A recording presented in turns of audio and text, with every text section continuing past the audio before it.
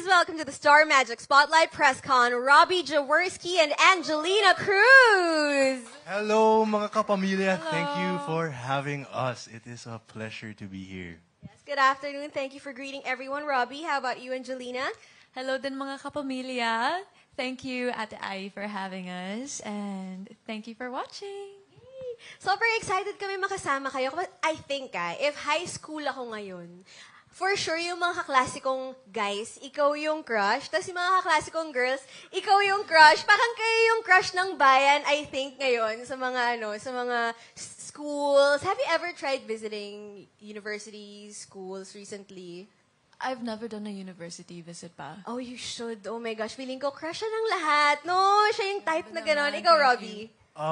For mix, minsan, we go to universities, high schools to host mga music fest. So, nakakabisita din naman minsan, every now and then. And they scream loud, no?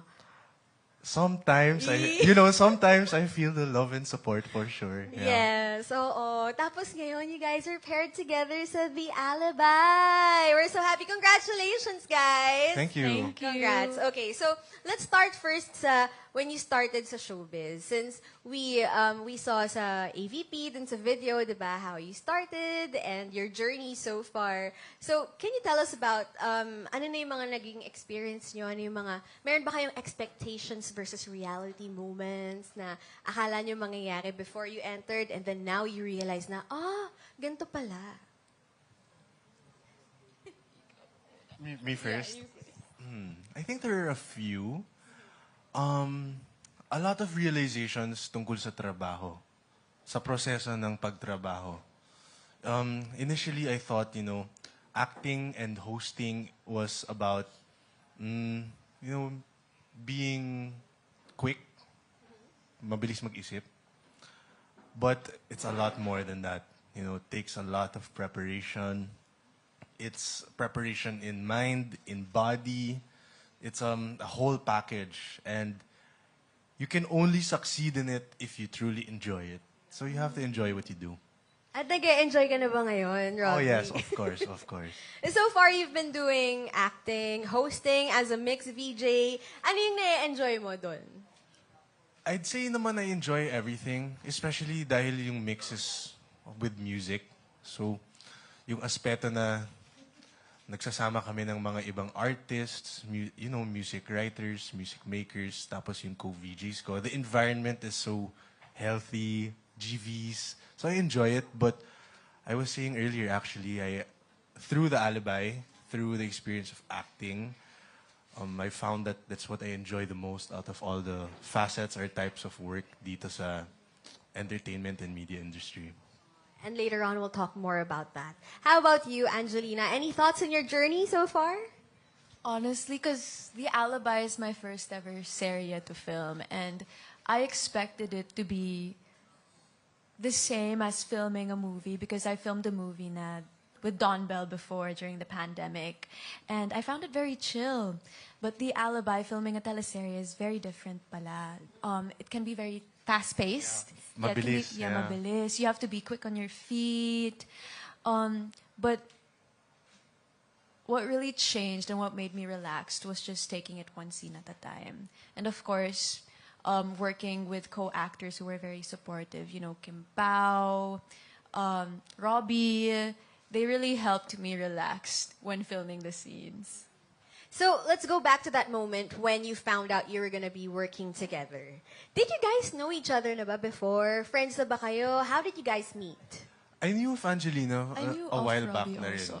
Like, through somewhat similar circles, we've heard of each other na. And the process was actually, we had a go-see together for a completely different show. Oh. Yeah. It was, tatlo kaming nag-go-see. Kami ni Angelina and also Carmela Ford, who's in the PBB house right now.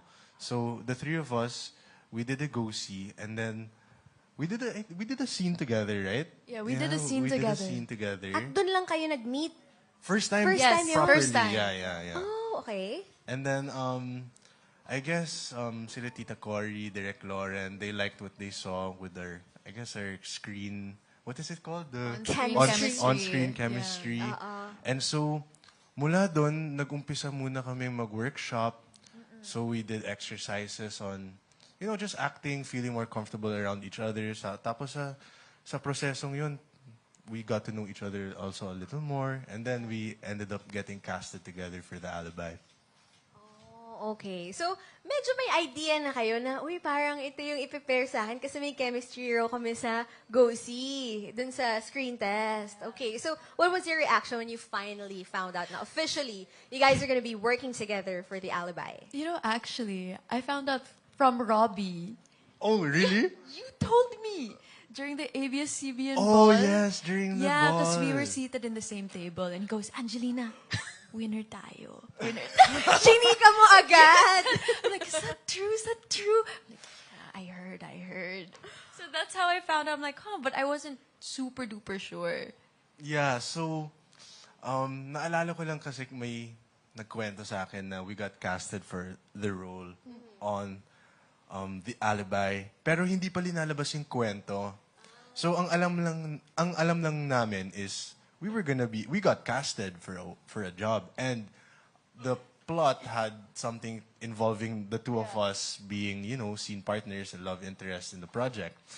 And I remember we've been waiting also to hear for, any opportunity as actors sa teleserye for quite some time. So when I heard about it and I knew it was gonna be with Angelina, or most of the work was with her, I was really excited to tell her na, hey, like, we're gonna get we're gonna get a break.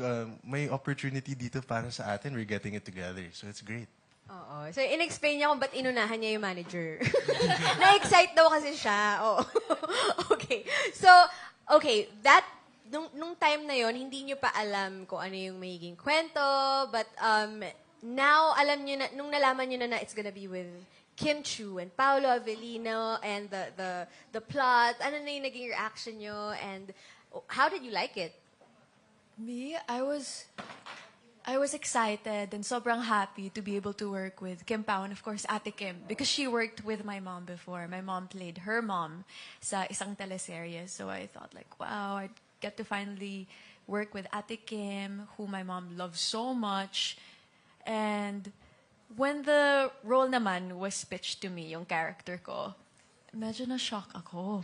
Because the role I go-seed for, or auditioned for, was completely different. And so this role that they pitched to me na it's gonna be part of The Alibi, I got shocked and like, I got shocked because, wow, they picked me for this talaga.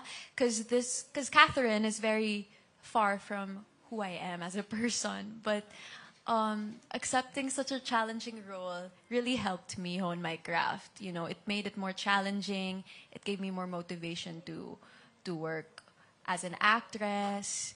And I feel like it made me grow a lot more than doing a safe role. Yeah, and your preparation pa for Yeah, the exactly. scenes, diba? The lines, the execution. She focused a lot on that throughout the entire series, Paano yung naging preparations mo for this? Because medyo malayo nga dun sa Sobra. totoong pagkatao mo, Yeah. si Catherine, who Yeah. comes from a very humble background. Yeah, very different Oo, background. Iba yung background. I guess I just really had to dig deep into Catherine's character and found elements where I could resonate with. So yung pagiging overprotective niya sa family niya, having sisters that she loves, having a sister that she loves so much. I have 2 sisters. I really got to connect with the character when she saw Ate Stella as parang a mother figure. And, I'm very overprotective over my mother too. And yung pagiging feisty niya, I don't know how I pulled that off. I'm far from feisty. But maybe from my very rare moments na, I have to get mad to protect my family. Yun lang. And Robbie helped with me needing to immerse. He helped me immerse in his dad's city hall. Yeah. Kasi isang malaking aspeto sa character ni Angelina, si Catherine, is na, with the character comes a certain way of speaking, right?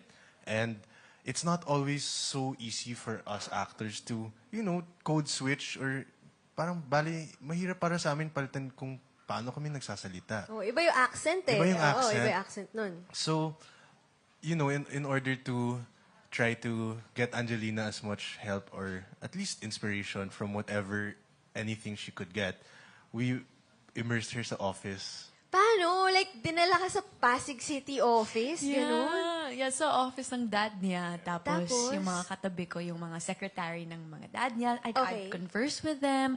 I'd help them fill in the papers when people would ask for help. Yeah, Parang nag-OJT ka doon? Yeah, Ganun? for a day. one day immersion. Para lang, tapos yung prerogative na binigay ng dad ko sa kanila is, wag niyo yan Englishan at Tagalogin niyo yan lahat. No, that's how you learn, di ba? Kailangan talaga nandun ka sa environment na Kailangan ganun. talaga. Di ba nga, sabi nila, if you wanna learn how to speak in Spanish, go to Spain. If you wanna learn how to speak in Korean, go to Korea. Live in Exactly. Korea. Yeah, Di yeah. ba? So, Immersion. talaga. Ang ganda naman. Ginawa mo yun for Angelina. Okay. Now, let's talk about your preparations. Now, I understand yung character mo, hindi rin naman ganun kalayo. Not as Yeah, far as Angelina. It wasn't as far as Angelina's. Yeah. But a lot of what I had to do was really understand the script. I think what helped me in this process was understanding how Edward fit into place of sa buong kwento and yung significance niya para kay Catherine. And I used a lot of inspiration actually from my personal life. You know, Edward is a prideful kid na talagang mataas yung paningin niya sa sarili niyang pamilya. And I can relate in that regard, I guess. Tapos, yung isang upbringing or pinanggalingan ni Edward is na he's the nepo baby na may trabaho sa pamilya niya. His family has a hotel in which he's working sa restaurant and sa hotel. Naging manager siya ng hotel niya. Parang So- pinattern sa'yo, no? So, I guess it was also somewhat by chance but it really got to help yung balance of being, I guess, a manager or employee in a family business, but also being humbled enough to know na wala kang masyadong alam sa buhay mo. It was an experience of Edward that was very relatable to me as Robbie. So, I used that as my foundation.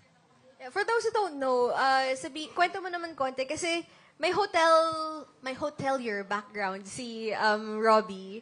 Di ba you work for a hotel? You're a business development. Yeah, I'm a business development manager of my yeah. dad's hotel Yes. called Brizo. Kaya kung gusto niyo mag-check-in, guys, Saan nga may yun? promo kami ngayon. Saan nga siya?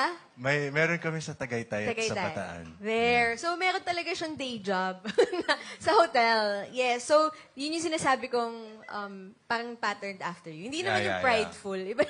Iba naman yun, yes. But yung background. Yeah, Okay. yeah. So, how about your character? Para dun sa mga hindi pa nakakapanood ng The Alibi, can you tell us about it?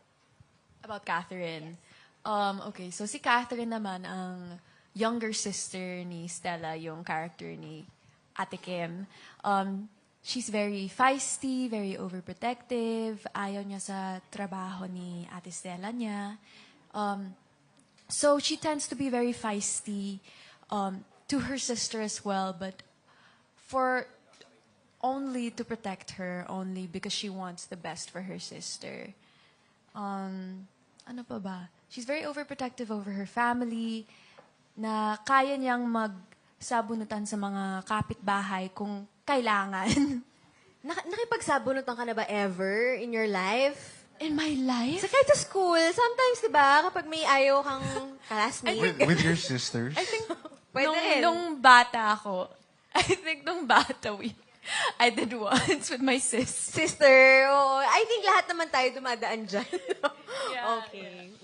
Kayo din ni Ate Iya. Ay kami more on wrestling. Wrestling. WWF, yes. Okay, now, I think na warm up na tayo, no? We got to know a little bit about The Alibi, your characters, your preparations. But right now, I think we have questions from our friends from the media. Let's start with Charmy Pagulong of Philstar. Hello. So my question is, what are your thoughts on using a love team as a stepping stone in your showbiz career? You want to Your go first? thoughts, yeah. That's a good question. Yeah, it is. That is a good question. I feel like we're not necessarily, using a love team since this role was handed to us naman. Not really handed, but we earned it through Go See, through auditions. I feel like it's very helpful, especially when I get to work with someone who I get to connect with effortlessly. And it also helps na his mom worked with my dad before. So I found that very full circle moment as well. Definitely. Yeah. That was a full circle moment. I'm sure it was for them also to hear It that we were was. working together. Para sa akin naman, of course, it's a privilege. The businessman inside of me is thinking, sa lahat ng genre of media or movies or teleseries, the genre that can give you the chance to, grow the most in both the craft of acting as well as appreciation of fans is through romantic roles. So I feel very grateful that this is the first role that we were given. Dahil it could have gone any other way. We could have gotten a lesser role with a different genre na hindi naman sa romance or hindi naman sa romantic drama where we could have where we couldn't have unlocked this potential or these learnings from the experience. Kaya, I guess in a word, I'll describe it as grateful. Yeah. So, growing up, sino yung mga love teams na ina-admire niyo? Ooh, nice question. May naaalala ba kayo na fina-follow niyong love team before or tumatak nung napanood niyo? Ako definitely yung mga Kuya Gerald and Kuya Sam Milby's mga love team before. Oh, okay. Yeah, I yung love team definitely nila. remember those. Oo.